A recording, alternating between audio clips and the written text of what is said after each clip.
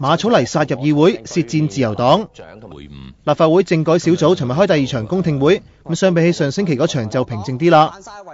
喂，黃定光你瞓晒覺咁，啲火爆場面實走雞啦！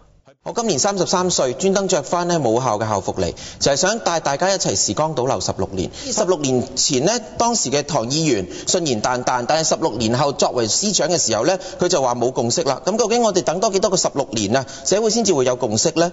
林局長提出嚟嘅方案其實係倒行逆施，係將我哋以前都唔能夠接受嘅嘢再重新包裝一次，拎翻出嚟叫我哋硬啃咗佢。咁呢一個係咪話你選擇性唔啱你使嘅咧，你就全面否定？啱你使或者係啱你使嗰啲咧，就完全係應該考慮。第一，選區議員嘅積累嘅因素係同我選一個立法會議員考慮因素完全不一樣。第二，如果你講到咁有民意授權，300幾萬人都願意出嚟投票嘅話，咁不如加埋呢5席落去直選嗰度啦，加個10席，咁啊最進步啦。自由黨願唔願意提出將呢5席都加埋落去直選部分 ，total 加10席？自由黨願唔願意？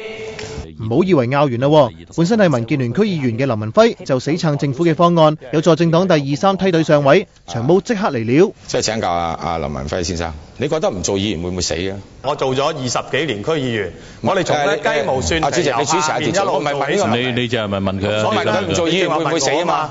所以我哋話俾你聽，唔係延遲有進步，你唔做議員會死㗎嘛，哥。好，大家唔可以就咁自己隨意發言啊！請你2位都停止發言。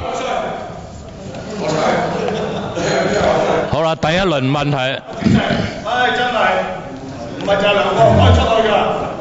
請出嚟啦，2位都請出去啦嚇。到個會中場休息，班保安鬼咁緊張，即刻護住林瑞麟，驚死佢好似上星期咁俾人掟嘢啊嘛。